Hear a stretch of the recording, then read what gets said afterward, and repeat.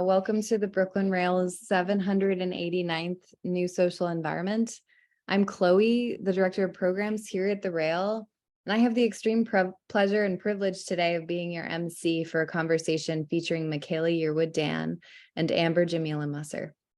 We're thrilled to welcome poet Alex Patrick Dyck here to close today's program. Before we get started, the Brooklyn Rail acknowledges Black Lives Matter. Here in New York, we're on Lenape-Hoking, the unceded land and waters of the Wappinger, Canarsie, Munsee, and Lenni Lenape people of the Delaware Nation and Shinnecock Indian Nation. We recognize land acknowledgements are not a replacement for necessary decolonial work, but serve as a reminder of place, of the legacies of dispossession and enslavement that sustain and enrich the stolen land that we're speaking from. And now I'll introduce today's guest and host. Michaela Yearwood-Dan's art reflects on subjectivity and individual identity as forms of self-determination, underpinned by an expansive and multivalent repertoire of cultural signifiers borrowing from Blackness, healing rituals, flora, texting, acrylic-nails, gold hoops, carnival culture. Yearwood-Dan presents and privileges the variance of her own individual experience. Yearwood-Dan's work has been exhibited internationally and is included in multiple permanent collections. Dr. Amber Jamilla Musser is professor of English at the CUNY Graduate Center. She writes about race, sexuality, and aesthetics. She's the author of several books, among them Sensual Excess, Queer Femininity, and Brown Jouissance. She has an MSc in Women's Studies from Oxford University and received her PhD in History of Science from Harvard University. She also writes art criticism for us at the Brooklyn Rail. And with that, it's my absolute pleasure to pass it over to Amber. Thank you so much, Chloe. Welcome, everybody. It is lovely to be in your presence in what is where I am, a very warm spring-like or summer-like day. So I want us to, as I think we're going to be scrolling through some of the install images from Michaela's current show, I want to begin by asking Michaela to kind of talk about kind of the big picture of the work. So as you can see, the paintings are large and colorful and full of movement and dreamy. The title of the show is Some Future Time Will Think of Us, which is from a Sappho poem. And I think it gives us kind of a leap into immediately, or I want to ask about the place of queerness in your work at large. So hi everyone, thank you for joining us this afternoon, evening, wherever you are. This current show that is on at Marian Boesky in New York is kind of like an accumulation of a few past shows that I've done recently in the most recent years in terms of more mural-based practice shows and more traditional white wall gallery setting spaces. I think at its core, my work is really about self and space and taking up space and what different spaces look like for different people and how to navigate through certain spaces, as well as engaging with the very diaristic side of myself where I sort of annotate the works as they go along. They reference certain periods of my life from larger topical ideas that are going on in my mind, as much as sort of smaller things, beautiful days with ones you love, breakups, things that are happening in the world on a much larger scale. So I think that's what I would kind of say my practice is about in its whole. And this show is kind of an accumulation of those things. I think I like to kind of reclaim an idea of beauty in the practice and turn it on its head, so to speak, and kind of reclaim it through a feminine lens. I think there is, through art history, there's a idea that things that are very beautiful or pretty, so to speak, lack intellectual integrity, and I think I play with that a little bit within the work, whilst referencing a multitude of things. Yeah, no, that's wonderful.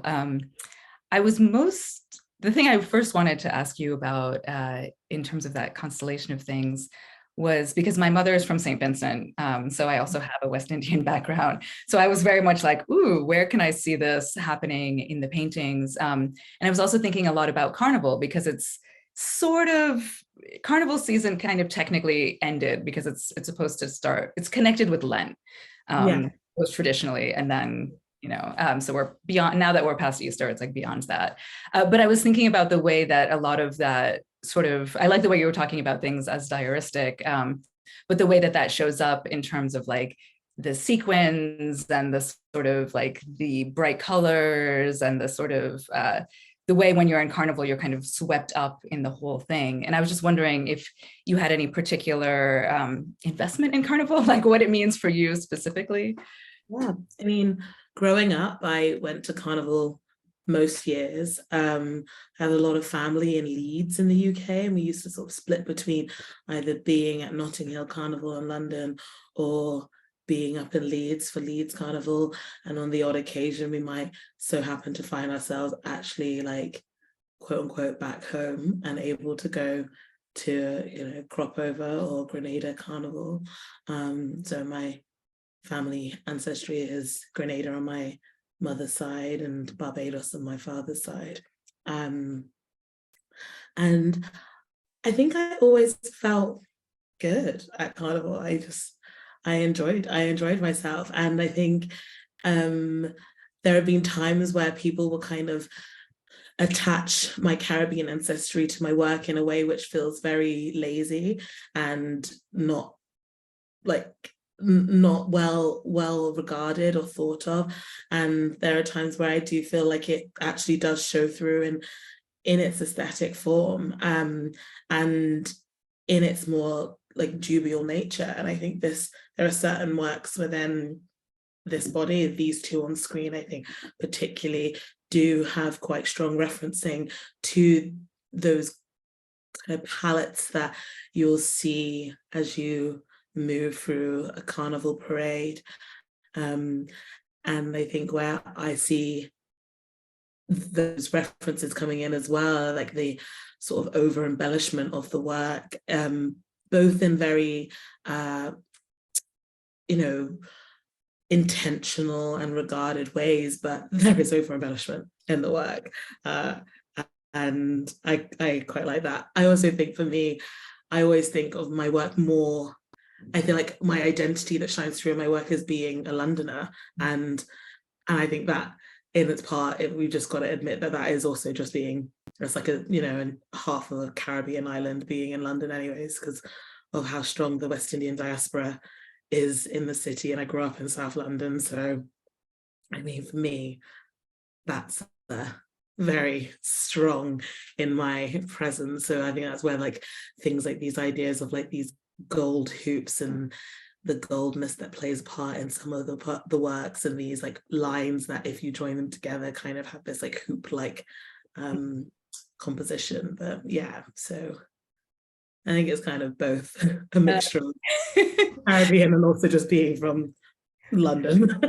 Well, I mean, if anyone spent time in London, they'll know what that means. What that means, yeah. I mean, I think thinking back on your reflection on the femininity of these pieces, I think I'm going to sort of segue into the talking about the installation that you recently completed that's up at the adjoining gallery, to kind of get into it a little bit more. But that sort of that expansive, that excessive quality about Carnival, right? And sort of like you're meant to let it all out, and so there's lots of things happening, combined with sort of like the large scale of these paintings, right? And then in the mural itself, it's like, it's a really astounding installation because the mural, I'll wait till see it's on screen now. So it extends through this in 3/4 of this room.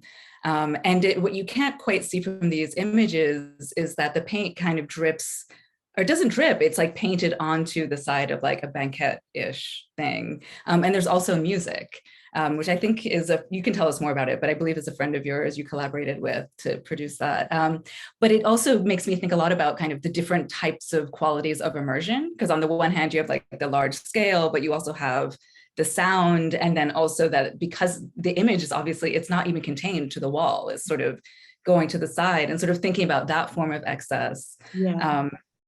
And yeah, well, yeah, and then sort of how that relates in terms of femininity, which is often thought of as excessive, but then the installation also asks you to kind of sit down, right, and to like really take it in and be there for a while. And so also I think for me, it made me also think about femininity in kind of a hospitality mode.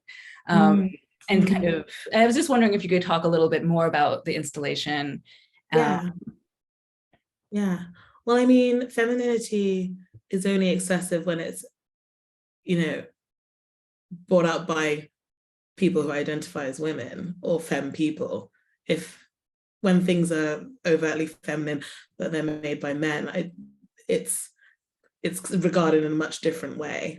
But yeah, so I mean, for me, the work, this piece specifically, it was about kind of transforming a space and giving a space to many different types of people to engage with many different feelings, I guess. So originally, the first public mural type piece I did was for a space in London called Queer Circle, which is almost a year old now. And it was their opening show where I made a big mural larger than this one on a curved wall that literally kind of engulfed the visitor, the viewer, in the space. And there was a ramped ledge that people could walk up on and touch the work and be present within the work.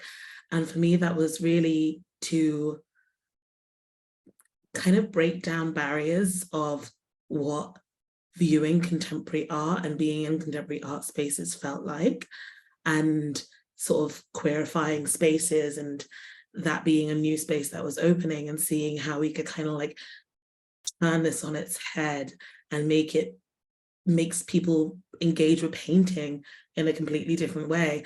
So, you know, being told that you can sit on a work that was painted over hours of labor and touch the work, and it was built in a way where there was no easy way to preserve the work afterwards. So it was kind of torn down. And for me, I really enjoy that because it was like a performance.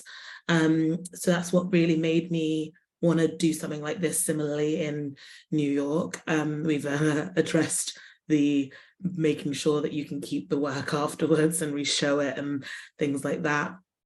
But it is a work that, again, has this feeling, and instead of that kind of open and bright and like welcoming space, it still has that welcoming factor to it, but it is meant to feel more enclosed and like a space of refuge. It's funny, the place in which I was thinking of in my bathroom in my flat, the toilet is in this kind of enclosed space, and when I am stressed out, and it's in this dark blue enclosed space, and when I'm having kind of tough days, at the end of the day, I'll just sort of sit in there, a bit like a cat with a cardboard box. Like, I just want to be in a smaller space where I can just take some deep breaths and feel enclosed by these like three walls.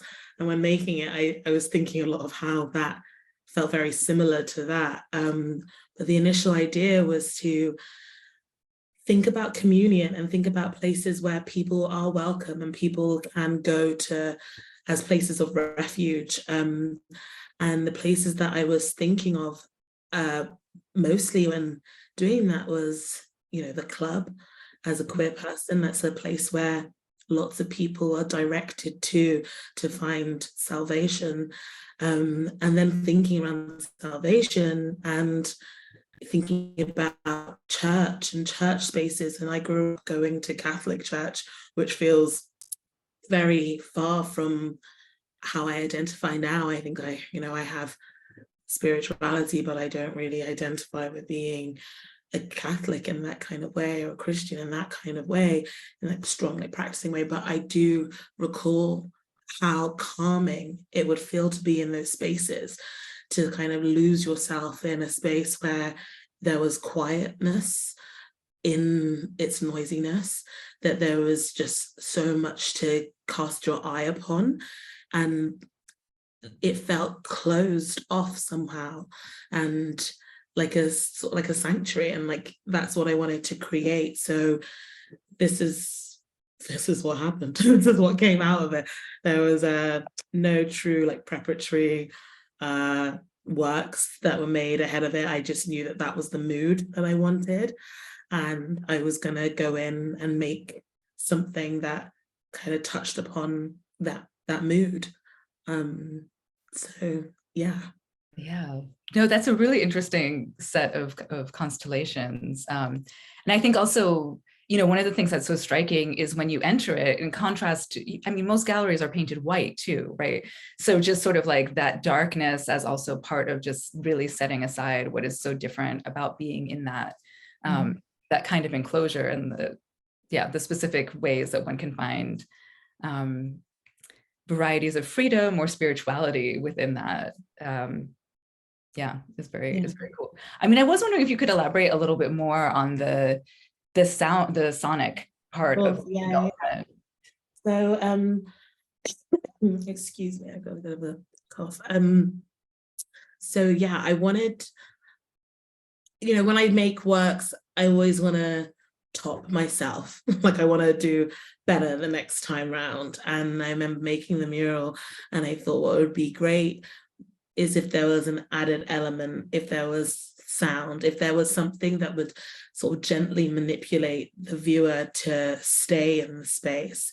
And, you know, I'm asking people to spend time with my work and spend time in the spaces that I create, whether they're like gallery, like, you know, white wall gallery spaces and putting chairs in the room. I'm asking people to spend a bit more time with the work than maybe they might usually spend going through a gallery. And I thought for me, I make work to music a lot, and I wanted to bring in a sound element that would reflect those things that I spoke about in terms of church and the club and stillness and tranquility. So I didn't know how I was going to go about it. Then I remembered that I had a good friend who is a film composer, and he was really up for the task. And, you know, it was very much in his wheelhouse, you know, like through the process, I realized that, you know, what he does is really creating music to a brief, but to a visual. That's his whole job. And he really, so his name is Alex Cruz. And I was really taken away by a work he had done prior to this, which was a Polish documentary where he made the audio from sounds recorded from the environment, from this forest that this woman lived in. And I thought he'd be able to do a really great job with this. Didn't think he'd be up for it, but luckily for me, he was. So we spoke about, again, the things of what I wanted the space to feel like. And I think that's really important to me when experiencing work and making work, is to really get across the mood and the feeling, rather than dictating larger conceptual understanding of the work. I want people to really feel something and be able to feel what, like, be guided in their feelings through the space. So we spoke about what I wanted the mood to feel like, what my references were. I made him a playlist. He had loads of images of my work. He'd, you know, we've known each other for 10 years. He's seen my work, he's seen my practice. And how the piece was built was that we did some recording sessions all in my studio. It was some vocal additions, I suppose we'll say, from myself, my dad, my partner, my best friend, all recording some sounds at various singing ability in my studio. And then two friends of mine who are exceptionally talented singers, Adiola Yamatan and Kennedy Johnson, they came and sang lead vocals on the piece. So the piece is split up almost into 3 what we refer to as hymns. The lyrics were created by prompts, word prompts that Alex did with AI. and then he sort of went back through and edited them because AI is not that sophisticated, and he wrote the music to them, and around them it was built in with more like kind of synthy sounds and, you know, some sort of traditional type of like, I think there's more gospel church piano passages, lots of violins, yeah, and it's this really gorgeous piece of music which is about 25 minutes long. So if you do find yourself in Chelsea around the sort of like half past the hour, it should usually be playing in the space, and I think it's worthwhile listening to all of it. I think we're trying to get it onto, or we are going to put it online on Spotify so people can listen back to it after the show. But it is a really beautiful piece of music, and it really feels special to be with the work and the music. And there's scent, there's frankincense that burns in the space as well, to kind of take you into that, those nods to Catholicism, as well as occasionally interchanging between frankincense and white sage as like a more nod to millennial appropriation of healing spaces. So yeah, I mean, I feel very proud of this piece. It feels very close to my heart because I've never really gotten the chance to collaborate so widely with people I love. And share this with them. So it feels like it's a part of many people, this work. Yeah, no, I mean, it definitely sounds like it. And I mean, I did not stay the full half hour, but now I feel like I want to go back and do that. It's an amazingly, it's like calming and seductive as an experience. You're there. And, but really hearing about how much of not only you, but your community one is experiencing, it makes it really powerful. And then also sort of thinking, I'm interested in kind of like the way that pushes the bounds of what, you know, what, I don't even know, like the form of the art, right? It exceeds the mural. In the same way, when we look at the various details of the rest of the show and sort of, I'm thinking specifically around the juxtaposition between the ceramics, both in terms of like the ceramic objects, which I should know what I don't know what they're called, that hold the live plants. I guess they're planters. Planters. They're planter, okay. I don't know, I should know these things. And then also the urns, which, you know, sort of decorate, are threaded throughout the piece. And then within the paintings themselves, they have what I understood to be kind of ceramic bits that to me looks like bits of like petals of flowers. Yeah. And just sort of thinking about like the way that all of those are also examples of kind of like exceeding whatever formal constraint is going on.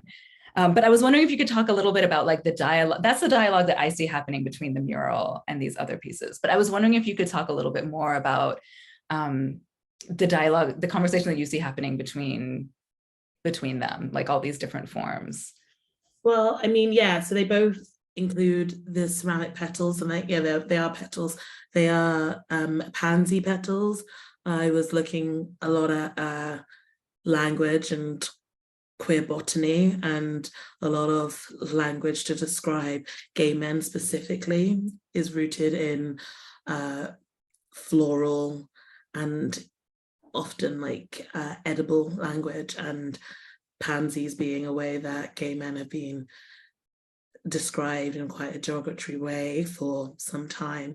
I made a ton of pansy petals to adorn the works with and kind of recenter them in a very intentional, beautiful spaces. How I view the two spaces, the two kind of like sides of this exhibition, they are joined together. They're intentionally part of one unit. I feel like for me it's kind of sort of like day to night, almost also a bit like leaving a club, if depending on which side you start. You can start on the dark side and then you kind of enter into this lighter, more traditional space. I've used I thought a lot about places that made me feel like home, through my own aversion that I used to have for going into commercial contemporary gallery spaces where I felt that I didn't belong, even post degree in art, post showing in spaces. I still sometimes have nerves, like certain galleries, especially in the UK, you have to ring a bell to get in, and I have to pluck up the courage to know that I'll have to talk to someone on the other side of that. And I always think about what can make a white wall space feel more like home. And I was thinking of my home specifically, and my mum keeps a very plant-filled home, and they're always very comfortable places to sit. There's always somewhere to sit in every room. There's plants in every room, and and how different places deserve to have space for everyone to feel welcome. I think a lot during the pandemic, we, as people, thought about how we were viewing art, with lots of things moving online. People from the disabled community, I think, felt like it was about time, because there's lots of spaces that they have not been able to enter and things that they have not had access to, and creating places for people to just simply sit within a commercial space doesn't hinder the artwork at all. And it also makes spaces more accessible. And like I said, and I'm asking people to spend time with the work and spend time with the space, that's something that I can add really easily. So yeah, and the plants kind of just lend to this feeling of domesticity, and they play with just viewing of the work. And I think especially when you sell your work and there's only so much you can sell in a commercial space, it's also nice for people to be able to view work with the idea of domesticity in mind. So like these vase vessel objects with plants sort of laid to their side, they can imagine them in a home on a table, for them to sort of see and engage with in that way. I do this thing, I answer a question, I think I've answered it, but I'm also just like, what was the question? Well, it's interesting that you're coming back to, it's making me think about also the way that people conventionally relate femininity and domesticity, right? And so I wasn't expecting us to talk about the domestic, but I'm interested that that's where, and in some ways that also, I want to ask you more about the diaristic, but I'm sort of holding off on that a tiny bit. But I feel like there's also kind of a connection there. I was just sort of struck by the liveness of the, there's something, I mean, there's the ceramic, and I'm also excited to learn that there are pansies, but like the staticness of the ceramic pansies in contrast to the live plants, like I was interested in that kind of juxtaposition. I think, just in sort of what it would kind of, because life also exceeds that kind of boundedness, right? Of sort of like the living thing is always going to be more than the artwork. But it also made me think, all of this is also making me think about the way you're talking about healing, like not just in the millennial saging situation, but just sort of like both as an invitation towards thinking about hospitality and accessibility. But yeah, it was just, and botany as a sort of healing space. But just sort of how it's circulating, I guess, and maybe even the diary, I guess. Yeah. Well, I think the choice of like the static and the live elements is more of like a practical choice to be able to include them within the works.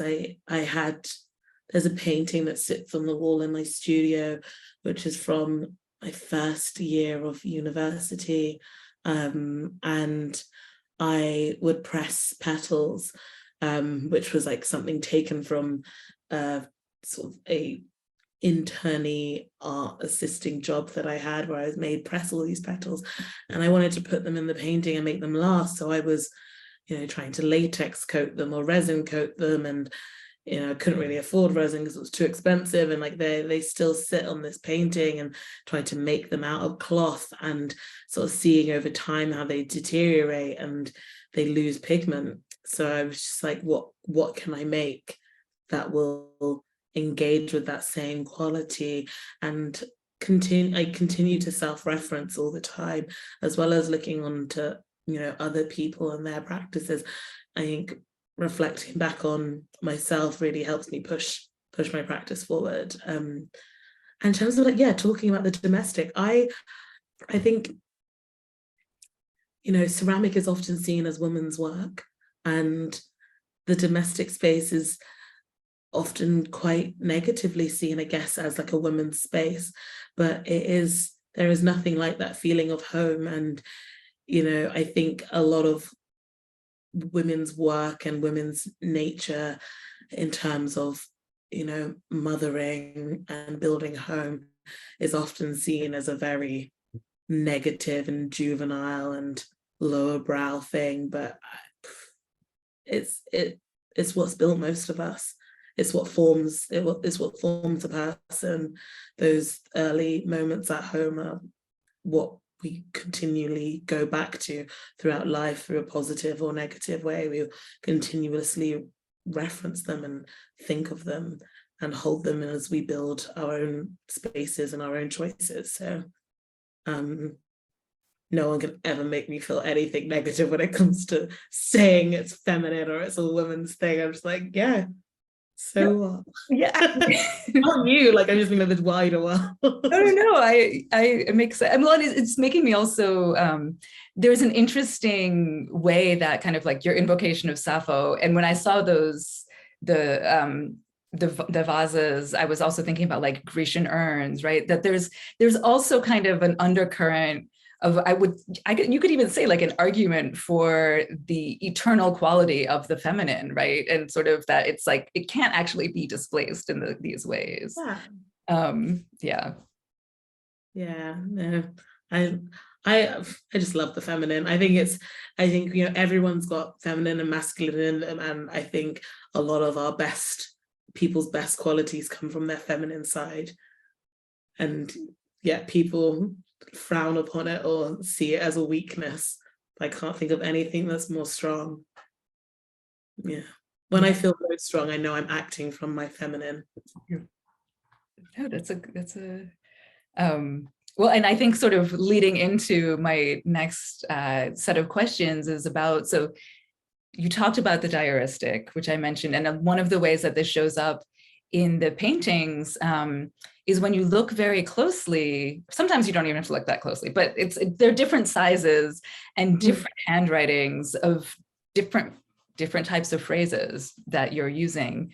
And I was struck by the emotional quality of the writing, that like the handwriting or calligraphy, whatever we would like to call it, it's all beautiful, but it's all different, and it all really conveys like some emotional thing, you know. And again, to think more with the feminine and sort of what was often not talked about, it is that kind of emotive quality and non-constraint. And I was just wondering if you could sort of I guess talk more about the place of the writing. Yeah. So as long as well as the work being diaristic, it's also, you know, part of self-historicizing, like kind of leaving this imprint of self out into the world. And just, it's like the writing acts very as like a sort of like a very literal sense of how one will view a diary. It's like a personal space where it's edited highly by oneself, which is a, you know, very unreliable narrator at times. And it's all about revealing and concealing. And some things you'll reveal wholeheartedly, and some things you'll reveal more cautiously. And that's how the text kind of plays. There are a lot of questions in the work, and I think that kind of lends into letting the viewer into my process and my process as an artist, my studio practice, and what questions I'm thinking about in my studio when I'm creating the work. I first started using text some while back on a body of work called Love Letters to Siri after a breakup, where I was noting things of unsent text messages into the work, and I would have these sort of like 3 a.m. thoughts that I would note down into the notes on my phone, or would voice record things, and they would later appear very intentionally in the work. And I like to play around with, alongside with the text, the materiality. So sometimes it'll be text that is engraved within the medium, so it will be very hard to see, like, as you past it, but you have to get close and kind of decipher what it says within the texture of the paint. Other times there'll be, larger things written down the side of the painting, or in more clear, direct handwriting, smaller but present as you stand in front of the work. And I like to think about gallery lighting, and I'll lay 2 colors of the same color on top of each other, but one will be in a slight gloss and one will be in a different color. So you have to catch it in the right light and realize that there's something written there. In this one specifically on the screen, there's lots of more intentional script. There are pieces of more long form text that I've written on like soft tissue paper that's placed onto the work. And then in the middle, this little black abyss in the middle, there are some Backstreet Boys lyrics from it, because it was on in the radio in the studio, and thinking around the sort of sensuality of this piece. I found it quite entertaining to put those in there. And it is a matter of, if you catch the light in the right way, you'll see them. If you don't, you don't. And I really like that kind of diaristic element of playing around with the highbrow and lowbrow of self. When one writes a diary, not every day is going to be intense journaling. Some days you'll just say, today was kind of shit, I just went to work. And you say, today I'm hungover, I've had a big night out. And some days you have the whole hour to write, and you can write about your hopes and your intentions, or how you're really feeling at that time, and thoughts that you have that you don't feel necessarily comfortable to share with everyone, but you feel comfortable to sort of engage with and tell yourself in that moment. The text works as it's a human mechanism for connecting with the viewer and offering them part of myself, while still keeping things to me. Yeah. That's so beautiful. I mean, it really comes across. I have 2 related things that I was going to ask, but I feel like I'll tell you them both, and you can sort of pick if you would like to. They're not even really questions, but if you want to respond to either one of them. But one, I had been curious if you wanted to elaborate a little bit on who the you is, because often these fragments are they're addressed to a you. But as you've spoken, it seems sort of clear that some of these yous are like either past yous or an imagined person in your life, or / the viewer of the painting, right? Like there's all sorts of swirling yous. But there's also the us that's kind of circulating more largely in terms of some future time we'll think of us, right? So that unity again, that like space of communion is circulating. And then the other thing that keeps striking me throughout these images is the way that the black functions in the paintings. And it's so opaque, as opposed, which I realize sounds so dumb, but it's such a different quality of paint than the other colors, right? And the way you were talking about the editing of self, and sort of it is relational, and yet there is a preservation of something that you're not sharing. And to me, I was wondering a little bit if that sort of black opacity is part that, like as an aesthetic manifestation of that kind of editing. Yeah, interesting. So yeah, the you is like a past self that could be myself from the morning to when I'm like when I've decided to script in. It's also to the audience, to everyone, I guess. I think I like to put these kind of like open-ended kind of phrases into the work that you can revisit continuously, and depending on where you're feeling you are at the time, or like what emotions you're engaging with, what's going on in the world, what's going on in your life, the answer might change, or the content of what you're reading might differ entirely in its how it reaches you. So that's, I guess, the you, and the us that feels collective throughout the work is intentional. Like I do feel like the work is there for everybody, and I'd like it to feel that way. And I think, especially as someone who isn't from a hugely, creative, fine art based, university type educated family, and from that kind of like upbringing, it was always my intention to, within work that is more intellectually regarded in terms of a fine art space, abstract work is a little more difficult to engage with. I want the work to feel accessible and universal to anyone looking at it, regardless of what it linguistically says. But yes, and then you spoke about the what was it? You said something about the black paint.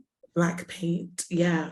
So I think I often, so my works are made in layers, and I never start a work on a white background because I can't. I just can't. It feels very like a very daunting space, with a lot of pressure. So I always put a ground color on, and often my version of white will be a black ground. And there's something about starting a painting which I intend to be very colorful on a darker background. You've got to think about what colors you can use and how to build them, and how they'll integrate with the black, and if it's just sitting on top or if it's being fed in. And you can see the works that have this very like dark background, and I'll consider those as dark paintings. This one on the screen was initially a dark painting, and it wasn't working. It was a very dark green, like hooker's green painting, and I brought it all back. But you can kind of see in the bottom of it, it almost looks like bruised skin from the like little tiny bits of the green that still lay underneath the color. And I think originally when I was painting dark, I would always leave these areas of negative space, and I still do, but they used to be more central in the piece. And it was like the busyness of the work was framing this kind of void, this abyss in the middle, where the viewer could kind of center themselves physically in, but like center their thought into that space. And over time, that space is sort of broken apart, and the more positive action, the more positive space has kind of integrated within the rest of the composition. So, I mean, yeah, there is something unknowing, but also kind of like a refuge in these dark passages. I think in the big kind of larger work in the center of this room in the exhibition, the space, the darkness kind of peeks through, almost like clouds, like kind of dark rain clouds on a really beautiful day. But then within them, there's still this like sense of beauty, and there's break within the the darkness, and it doesn't really dominate.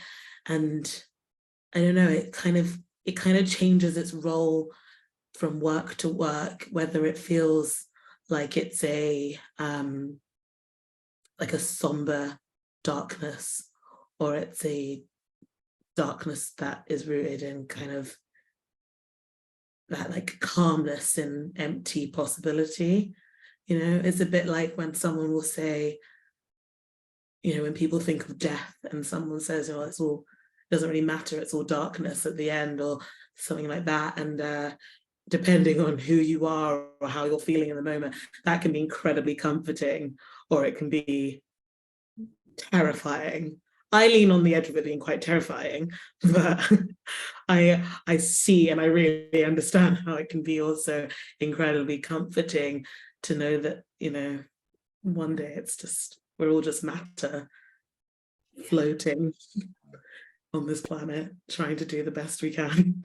I mean, well, that was such a, I really loved hearing all of that.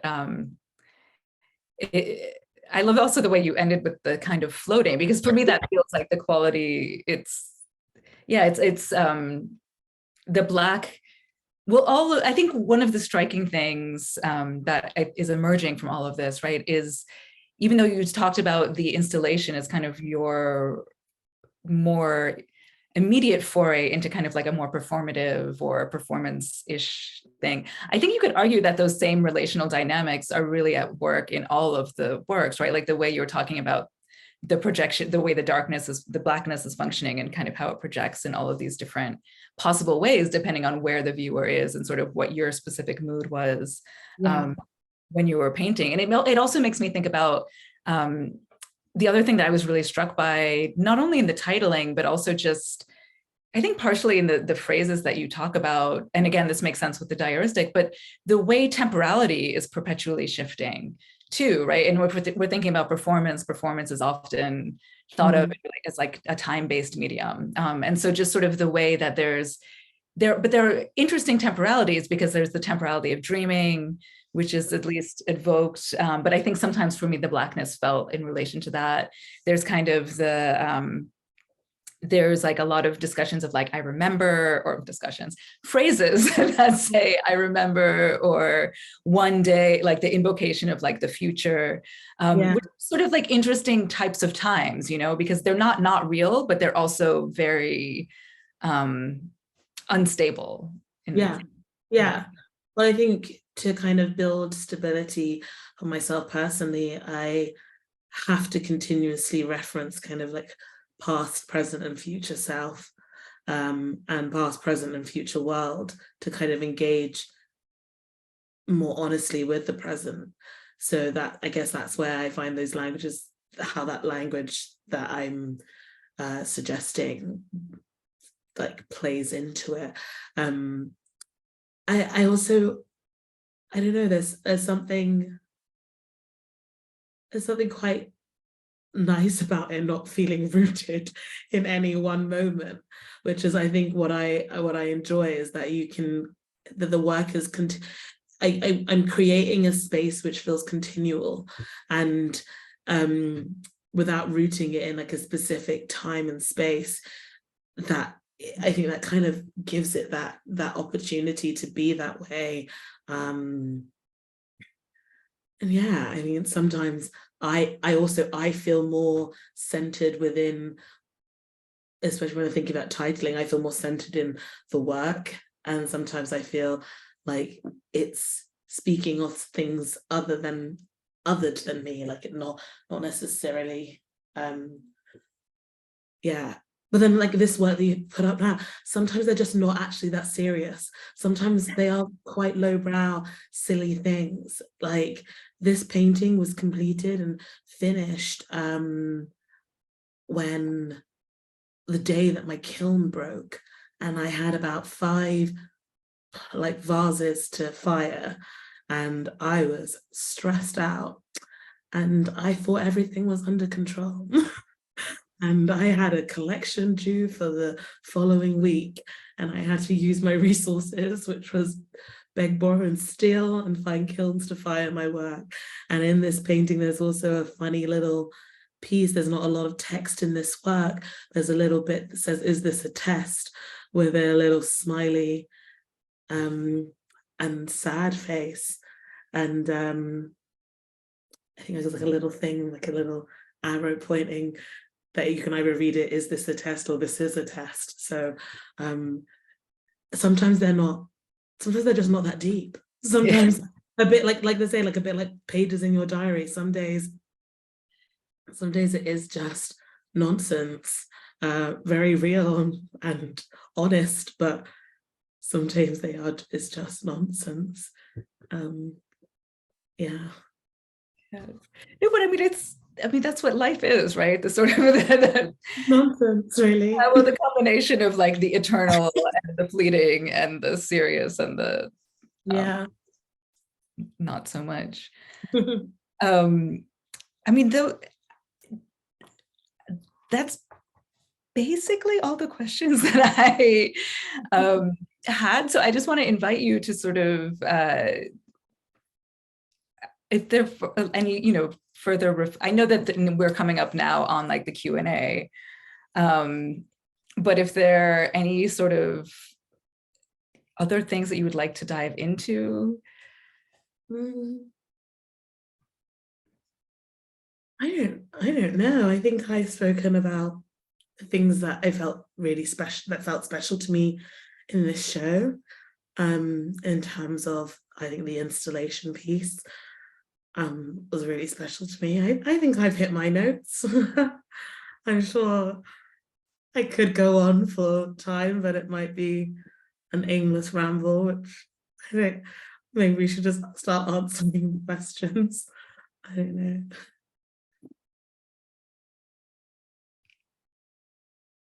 Thank you so much, Amber and Michaela, for that amazing conversation. I'm going to let Lynn Crawford ask the first question. Lynn, you should be able to unmute here in a second.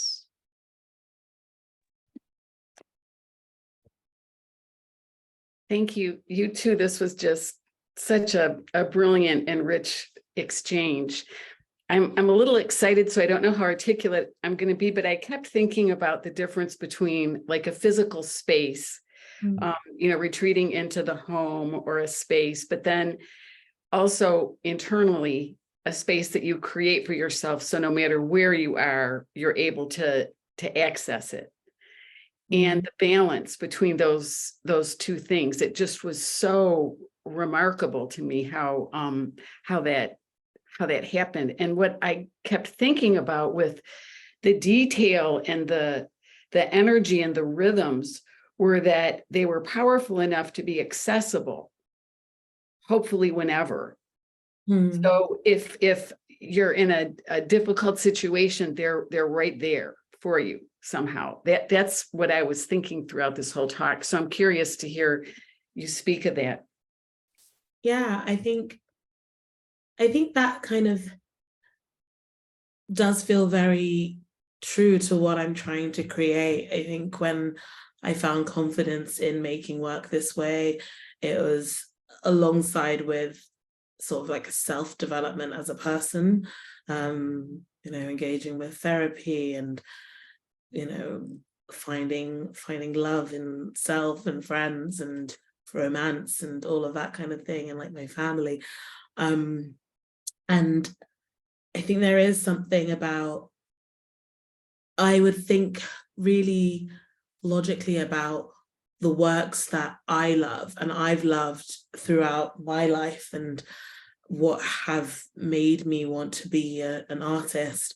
And one of the things that I loved from them were the ability to continuously revisit them, and at different moments they will feel differently to me. And even though there is, I like the idea of things having a sort of gentle conceptual reading, that the artist has their own story behind why they created the work and what the work might be about, but their choice in sharing it with the public and the, you know, viewers being able to revisit it time and time again is truly just giving us the choice as a viewer to have our own reading and our own understanding of what we're seeing. And I think that's what I wanted to do with the work I create, as well as physically enjoy what I'm actually making. You know, painting abstractly is a choice. You know, when I was studying, I was a figurative painter, as I think most art schools in the UK kind of direct young people making work around identity to do. But, you know, I make that conscious choice to make work that feels freeing.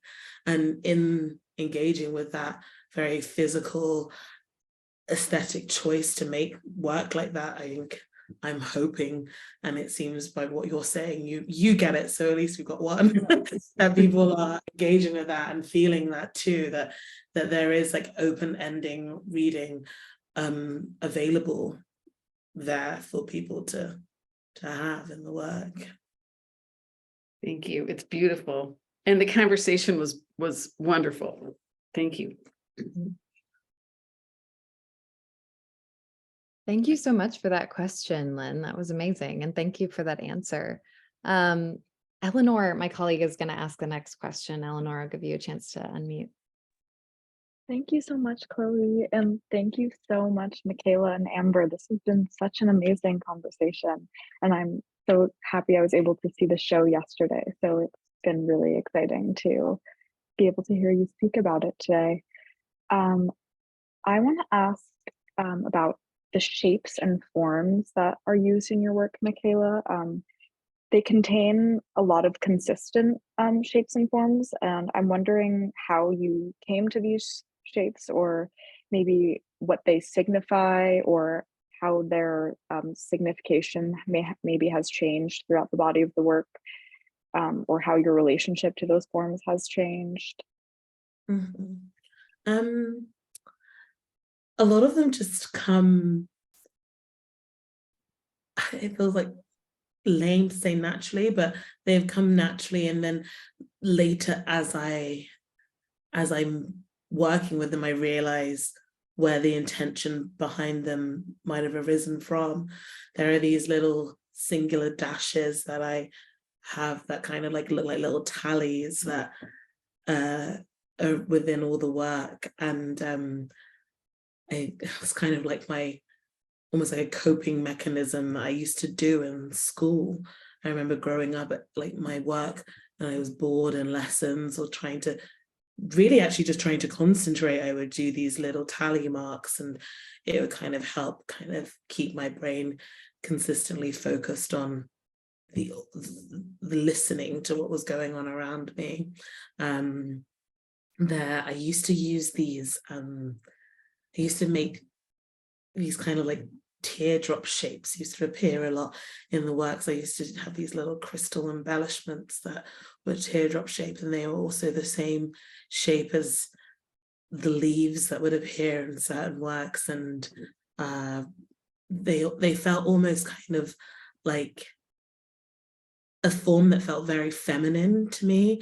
You know, it was linked to tears, which are often thought of as like a feminine emotion, like a drop of water which nourishes the ground, oil which feeds, and like a leaf which is something from Mother Nature.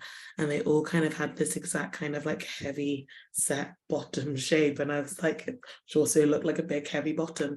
And that shape used to be repeated, and you know, they kind of then start building these visual languages. I had these curved forms, these curved lines that appear consistently in this body of work, these like graphic curved lines and these block colors. And initially they were just mapping lines, trying to play around with the composition and build on the composition. And then in a work I left them and liked how they looked, and then they kept on coming, and they felt like I kind of said, like sort of two ends of a hoop, or like open ends of a bracket. like a toenail clipping, like they didn't really read as anything specific to me. And then when I was making this work, everyone kept on referring to them as the moons, and I realized that they looked like little crescent moons. And you know, I like that, and it feeds into this idea of giving the viewer a voice within the reading of the work. But I think it's all part of building a visual language which feels very intuitive to me. And you know, I'm thinking a lot about language in the work, and thinking a lot about how we present oneself, and by building this kind of like visual dialogue, it's almost like a signature of me as the practitioner to the work as the finished end result. But yeah, there's, I don't know, they some of them hold bigger meanings than others. Lots of the time I just like physically making them, and like really getting those curves as neat as possible, and then being as free and, you know, sort of flirtatious with the paint in other areas, and being very controlled in certain spaces. I think it all lends back to these like metaphors of ways of presenting oneself onto a canvas as one would as a person outwardly. I love that so much. Thank you so much, Michaela. Thanks, Eleanor, for that question. I encourage anybody else to post your questions in the chat, but I have several questions, both myself and Fong Bui at the Rail. So I will ask my own first, Michaela. I wonder, I have two questions. One is, how do you know a work is finished? And how, yeah, what does that look like for you? So sometimes it just has to be done. It just has to be finished. Like I really like that mural. If I had another 2 weeks, I would have worked for another 2 weeks. But yeah, sometimes I just have to say it looks good, it's finished, because I can overcomplicate it. I can get really busy, and sometimes they do get really busy, and I then paint over things and take things back, and you know, give space to the moments, the visual passages that I want to give space to. So yeah, like sometimes I just have to reconcile with myself and say, you've worked on this enough, and I'll put it aside for a couple of weeks, a day or two, and then look at it again and really decide whether there is something that I'd like to add, or, you know, if enough is enough. Yeah. I love that answer.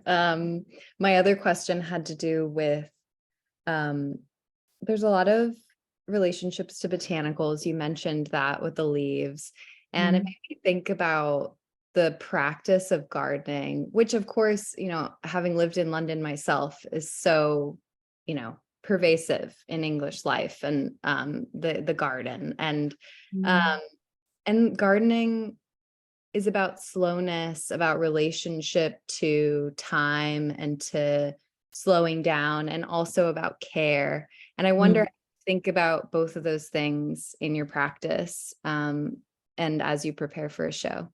Yeah.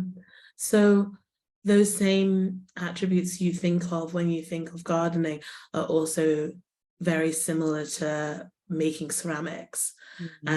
In terms of the amount of care you have to give it, that you know, it's out of your control. You can follow the exact steps that you are meant to follow, but when you literally leave it to the elements, what will happen will happen. And you know, I'm no gardener, I'm a houseplant girly, but I definitely felt that that kind of intentional work that you lent to gardening that I did with making ceramics definitely made me a better painter, a more thoughtful painter, someone who was able to kind of let something go for a little while and come back to it and readdress things, instead of having to power through consistently with something until it felt done. and embrace the kind of happy accidents that happen when working with a medium that has a life of its own. But yeah, no, gardening outside in the outdoor elements is a risk I am not prepared to take on. I grew, like I said, I grew up in flats in London, and my mum has, she kept a good garden when we moved to a house, but she had plants, so many plants in the home. I have this video that I took when I went to see her maybe last year of her giving me a plant tour around her house, and I think it's embedded into me that her home must have plants, because that she has about 70 different potted plants in her home, and it's not a home that is big enough for 70 plants. She has them. There are certain spaces where you think, what would go really well there? A chair, somewhere else for someone to sit, but no, there's plants everywhere. And yeah, I guess it does feel very like homely and like a slow and intentional thing to do. Amazing. Well, the last question is going to be from our publisher and artistic director, Fong Bui, and I'm going to ask on Fong's behalf today.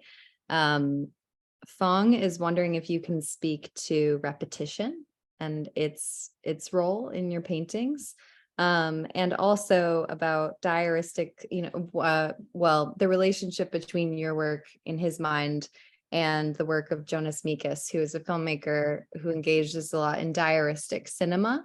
Like taking videos of family and of family history and sort of capturing that cinematically. And you've spent a lot of time, I can't predict Fong's question, but I would think that the relationship that he's imagining is related to bringing together all of these elements of who you are and your history into these works and these paintings in a similar fashion. So I don't know that artist's work at all, but I'm gonna look them up. But the diaristic element, I think, actually kind of responds a lot to film and television, and kind of like my partner jokes that I'm a completist. I like things to go from start to finish, and I really will stick through them till start to finish. And I love those kind of like anthology type films. Like the first one that comes to my head is like the like Ethan Hawke, like The Boyhood and the Before Sunrise, and those kind of things where they revisit the same people and the same characters and address the same themes, but in different life stages. And I feel very moved and connected to those kind of things, and following, and in like kind of like long form dramas and following characters and throughout their stories, and I'll remember them heavily. And I guess for repetition, I think it lends a lot to this idea of building a language, and also calming and ritual.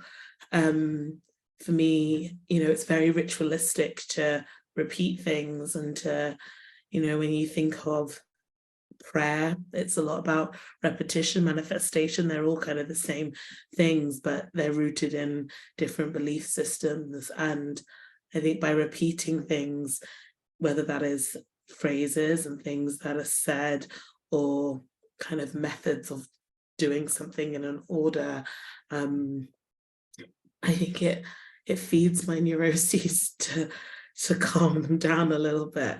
And I think it's just, I think it does play into this idea of ritual and spirituality, and where that plays, and where that plays a character into the work that I create. I revisit things a lot. I revisit moments of my life, revisit things that I've painted, films, pieces of art from other artists, songs, music, and through that it's, I'm built along repetition, I guess. God, I probably should start looking at some new stuff, get a hobby or something. Thank you so much for that answer. And thank you everyone for your questions today. We have a tradition at the rail of ending our community events with a poetry reading. And so if we have no further questions, it's my absolute pleasure to welcome our poet laureate of the day, Alex Patrick Dyck, to the stage. Alex Patrick Dyck is a multimedia poet, splosh artist, frogman, storyteller, performer, and medicine maker, a romantic hoarder of sentimental trash and trampled roses, an altar builder, memory gatherer, and seeker seeking. They see art making as a devotional act before the divine, imbued with the interlocking arms of desire and grief.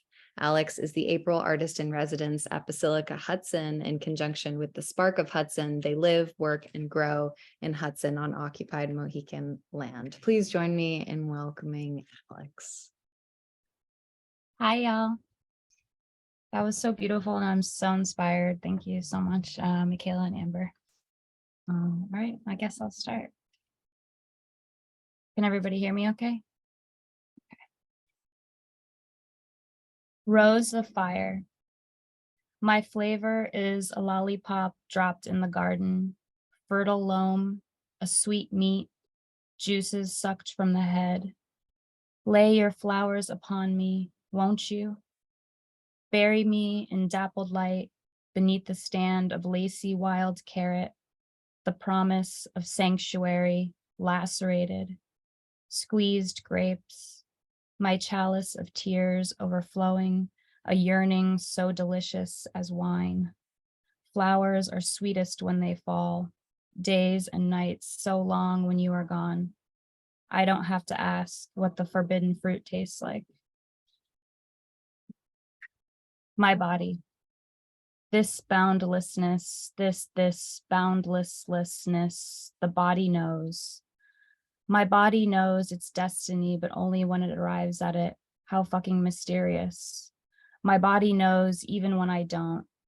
Am I my body? Body is like my favorite word. Our sister died and she lost her body, but she still goes, and now she is every single butterfly.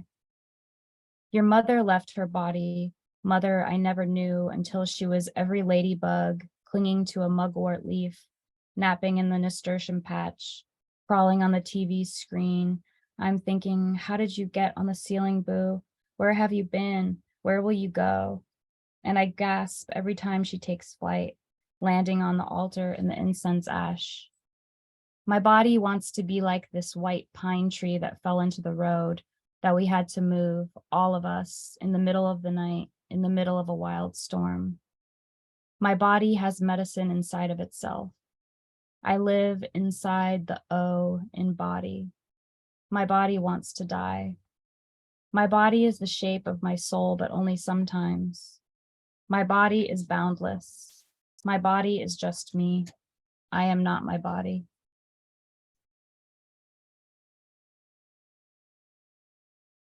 No trespassing, secret garden. Who would I be without my secrets? I love it in here.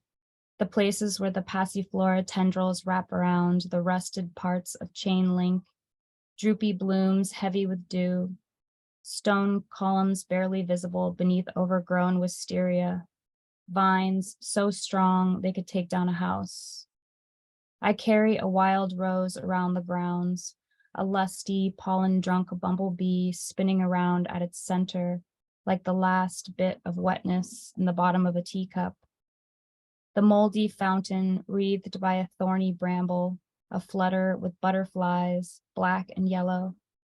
Last night's raindrops cling to petals growing brown, sweet with rot. The earth is soaked down to its bones. I too am drenched in desire. I hold the key. I might beckon you to call for me at my gate.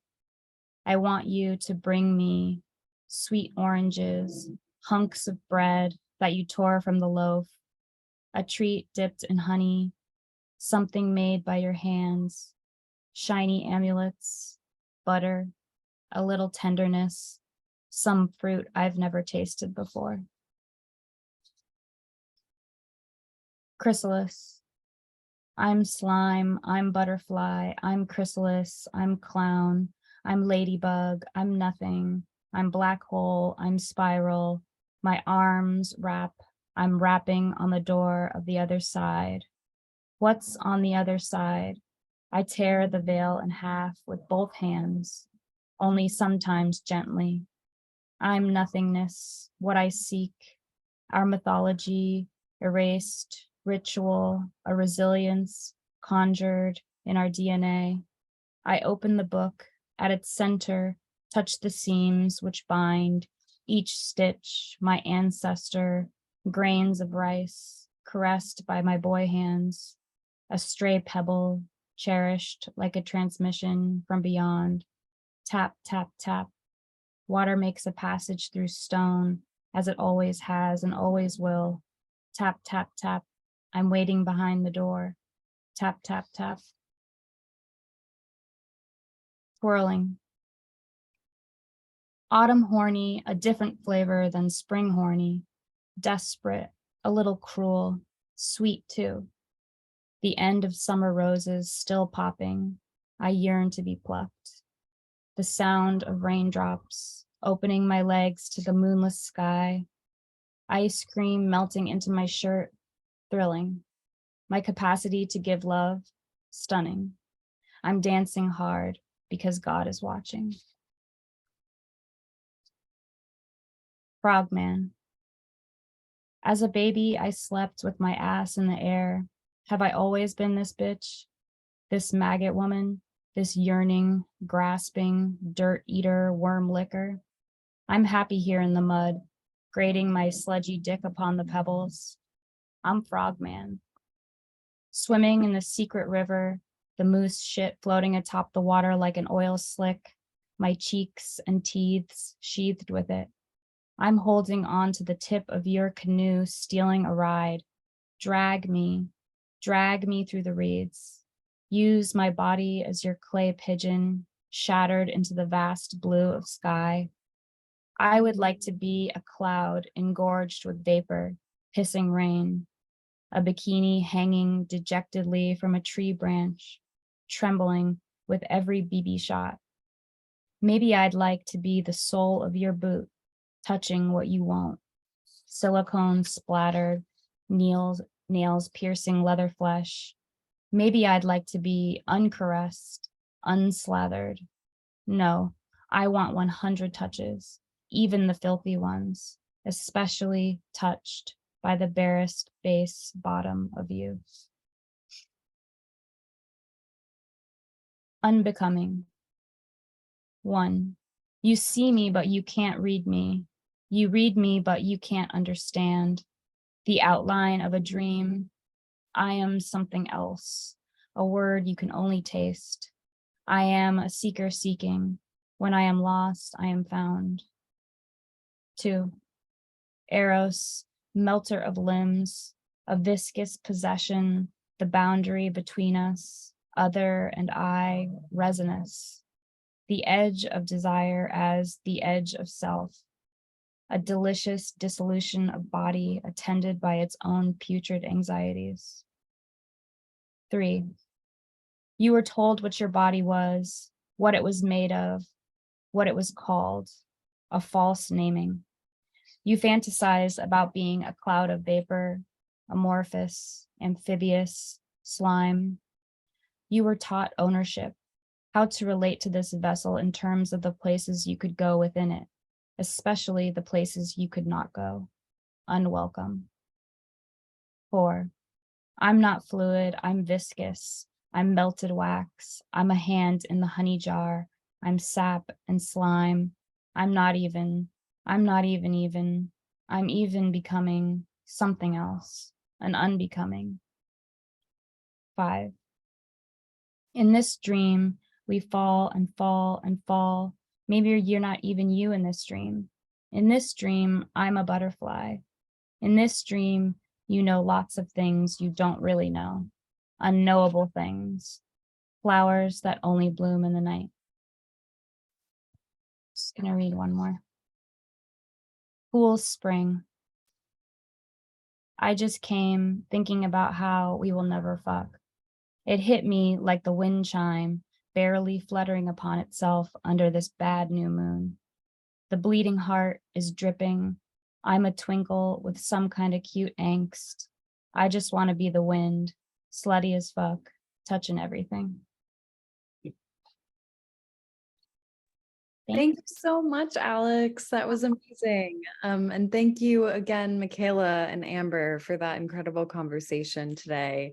Thank you as well to Maria, to Jillian, to Justin and team at Marianne Boski and Third Eye for their support in preparing for today's event.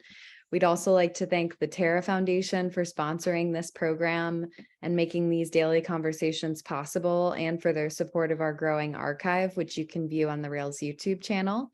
For 22 years, the Brooklyn Rail has provided a platform for the arts, culture, and politics through our monthly publication and public events like this one, our daily NSE. You can check the chat for a link to donate to support the Rail. And if you're free on Monday at 1 p.m. Eastern, join us for a conversation with Dario Escobar and Jose Falcone on the event of Encrypted Messages at Alman Reich. The event will be offered in Spanish with English translation. We conclude with a poetry reading by Maria Argel, translated by Enrique Orang. And as is real tradition, you all can now turn on your microphones and say hello and goodbye as you leave. Thank you so much for joining us today, and happy Friday. Thank you, Michaela. Thank you, Michaela. Alex. Thank you, Amber. That was amazing. Thank you, Amber. Amber. Amber. Thanks, Alex, for your reading. Thank you. Loved your poem, Congratulations Alex. on the show. Thank you, Michaela. Thank you, Alex. Thank you, everyone. Thank Beautiful you, Alex. reading. I love this. I love this tradition. Congratulations. What is this? This is great. Thank Have an you. amazing weekend, everybody. Yes, go see the show.